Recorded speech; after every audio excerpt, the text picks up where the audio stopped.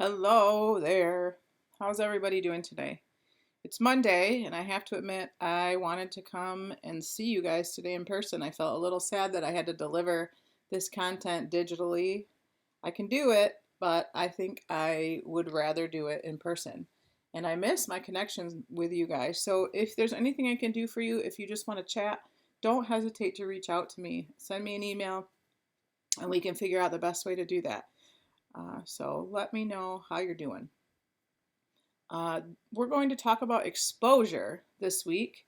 So I'm in our Theme 1 Foundation folder.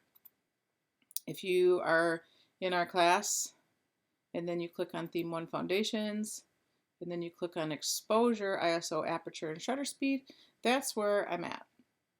We are slowly working our way through this Foundations content.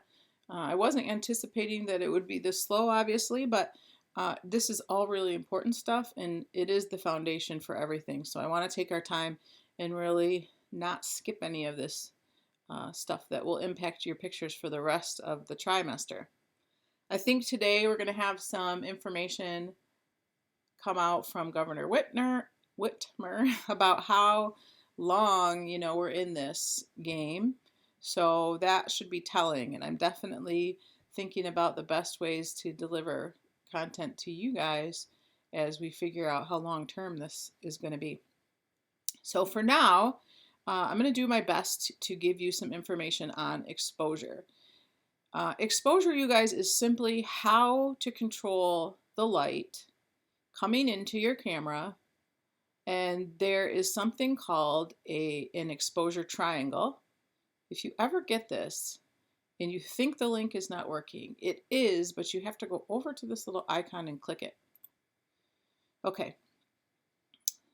So exposure. Some of you guys are probably more technical photographers. You'll totally eat this up. You will love thinking about how you can dial in your settings, and you'll know exactly what your ISO is set at.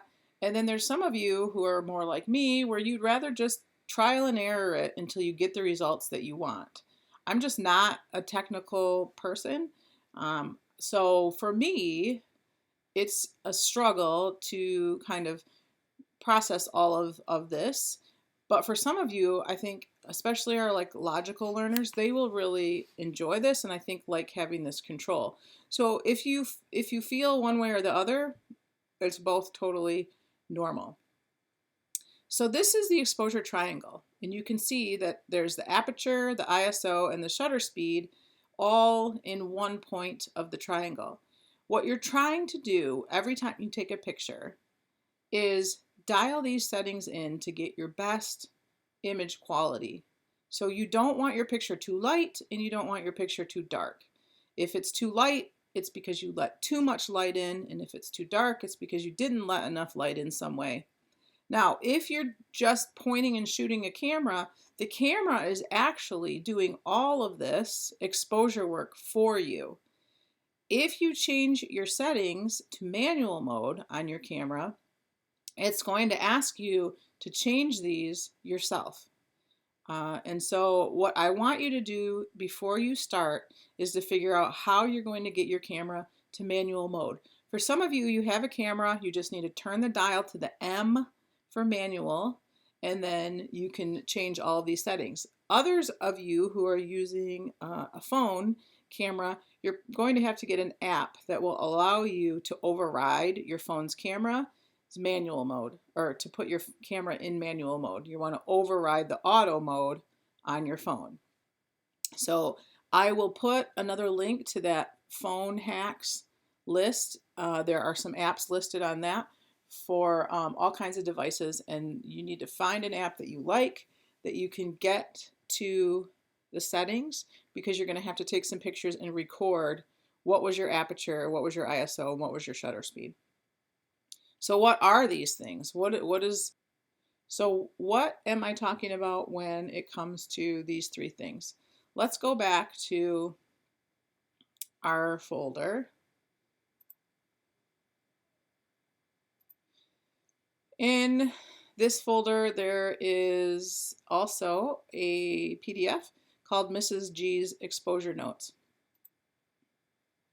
So this is a collection of things that I've pulled from the internet that are visual. So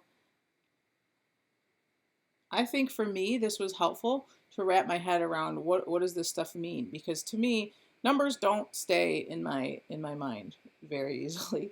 So here's shutter speed. Shutter speed is how long are you letting light into your camera. So imagine like the blinds in your bedroom. How quickly are you opening and shutting them? Now, if you're taking pictures on a camera, then that sound you hear when it clicks, that's the shutter opening and closing. If it's a long exposure, you're going to hear click, click. If it's fast exposure, you're going to hear click, click really quickly. If you're taking pictures on your phone, then you're going to not experience that sound because it has an electronic shutter. So really it's just an electronic pulse that it's sending to your camera in your phone that's telling it how long to record the information for. But it's how long you're going to let light into your camera. There is a video in that resources folder that I want you to watch where they show exactly what that looks like. Aperture. This is how big is the opening in the lens. So how much light are we letting in through the lens? And this is measured by f-stops, or you'll see an F number. And it's actually a measurement from the outside edge of the lens to the opening of the hole. So the bigger the number, the smaller the hole, which is kind of counterintuitive.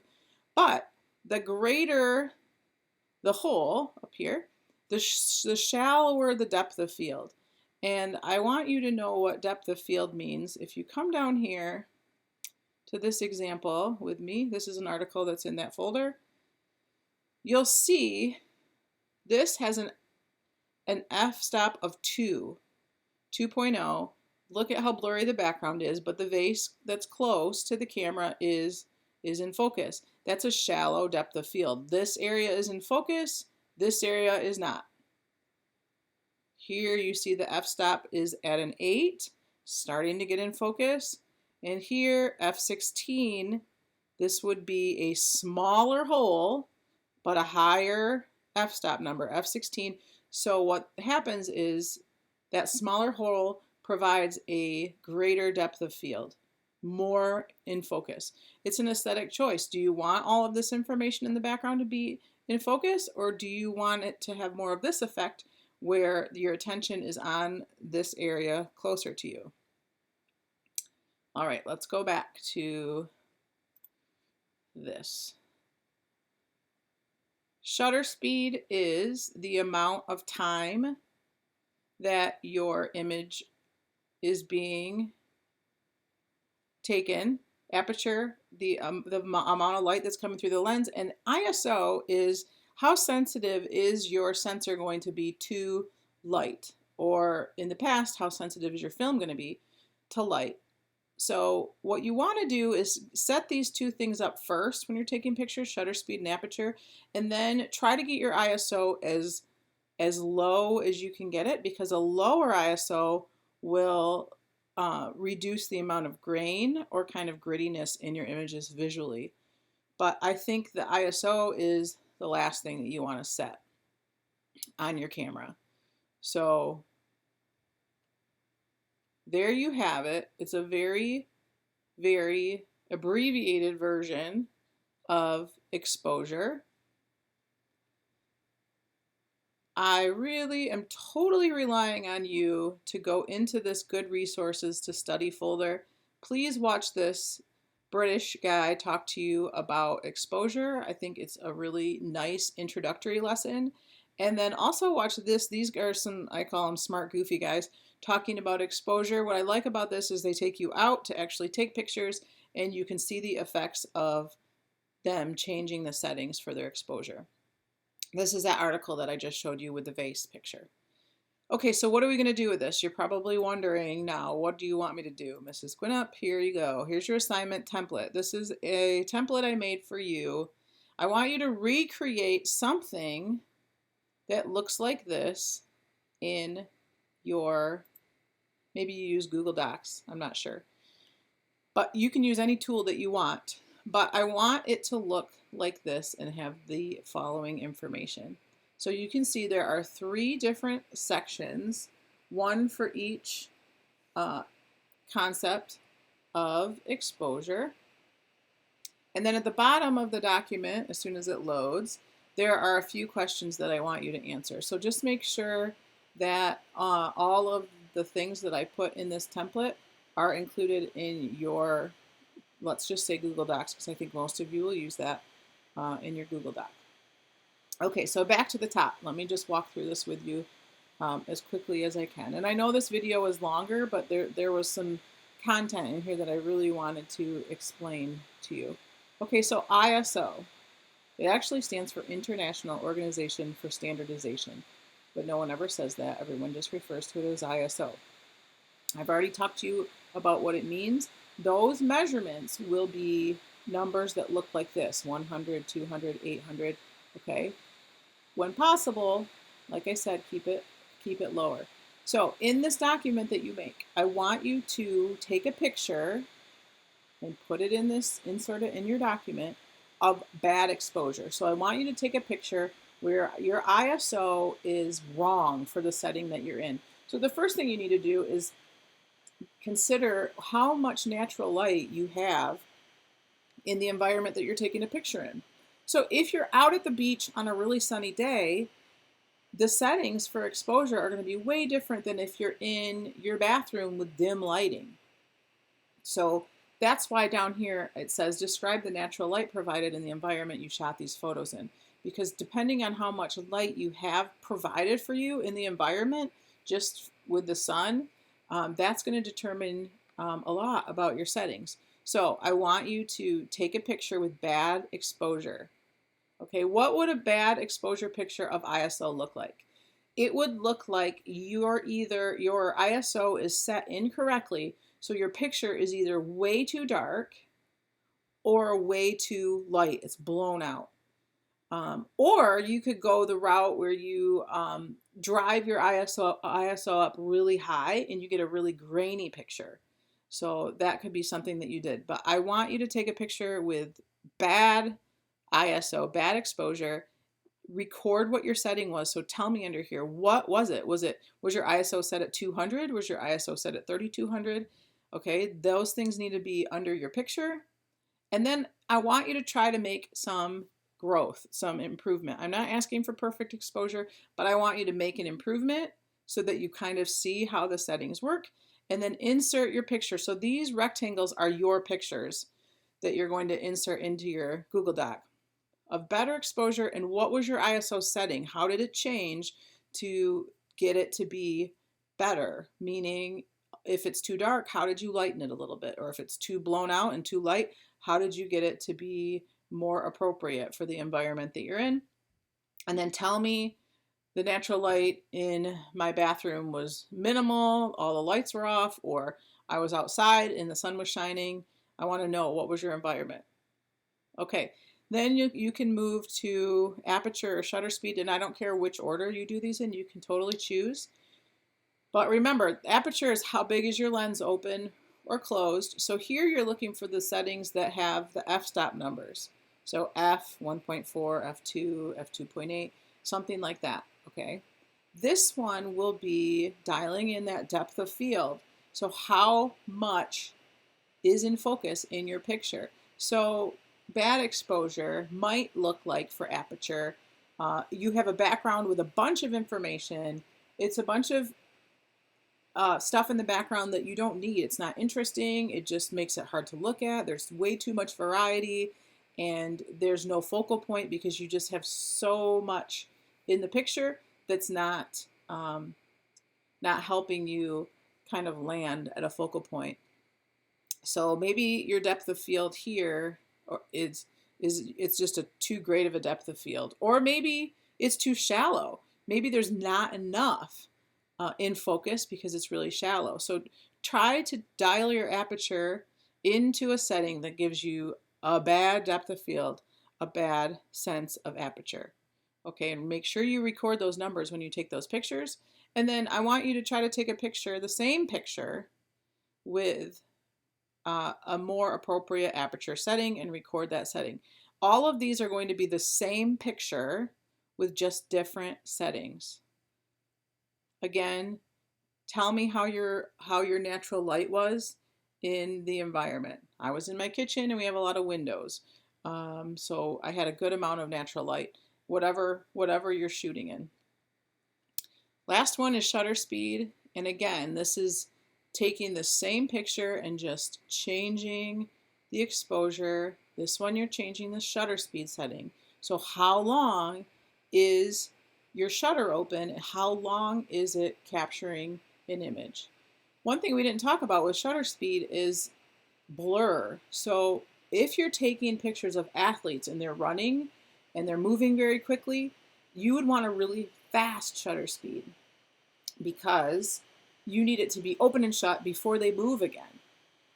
If you're taking a picture of a river with flowing water and you want to get that velvety smooth motion of the water, you'd want a longer exposure time. But with that, you're going to probably need a tripod or you're going to need to set your camera on something so your camera is not moving. So shutter speed is how long your shutter is open, and those measurements are going to be fractions of a second. So you can see up here 1/500th, 1/250th. So the slower the shutter speed, the longer your shutter is open. Okay, so take some pictures with shutter speed. You might want something moving for this one. Bad exposure might look like a really blurry picture, unless that's your intention aesthetically. But if you're taking something picture and it's blurry, and it really shouldn't be blurry, then you know that your shutter speed is too slow. So record that setting in the fractions of a second. Dial it in so it's more appropriate. So if this is your dog running in the backyard, you might have to have your dog running a couple of different times and try changing just your shutter speed and get a picture of something that's moving that's not blurry. That's one approach you could take, and there's other ways to do it. Again, I want to know how your natural light is, because I want every time for you to be taking pictures for you to be considering, okay, what kind of light am I working with here? What do I already have? That's going to be something you can't change, but something that you need to adjust for. So that's why I'm asking you to describe what kind of lighting is in your environment already. Okay, these 3 questions at the end I want you to write about, just because I'm curious about a few things. What is your natural tendency as a photographer? Are you somebody who is more technical and you like to know what your exposure settings are? You probably like to know all of the statistics about your camera and those kind of things. If that's you, I'm curious. And if it's not you and you're more like me, where you just want to go out and take pictures and try things, and if it doesn't work, then you're just going to kind of try other things until you get the effect that you want.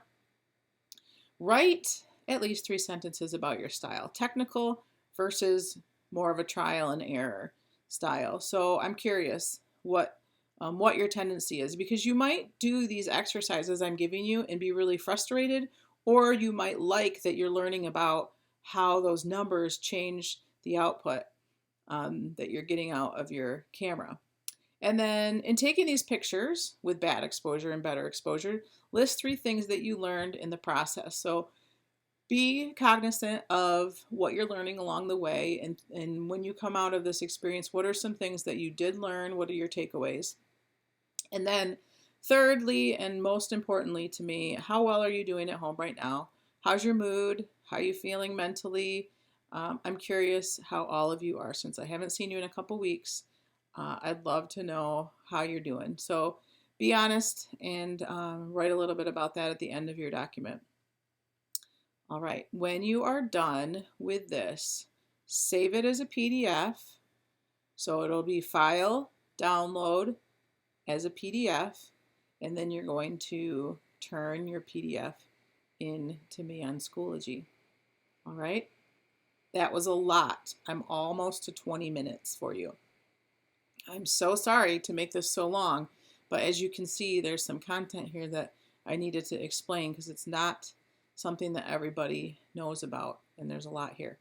So I am here if you need to ask questions or if you're not quite sure. Please don't hesitate to ask me. And then also don't forget about looking in our resources folder. Oh, nice. Because that is where I've put some information that if we were in class, I'd be showing you that, as a group on the large screen. Something went wrong, but we're on it. I think everybody's on Schoology right now. So that's probably the problem. But we're all done here, so it's okay. All right, you guys, you are awesome. I miss your faces, and I will talk to you soon.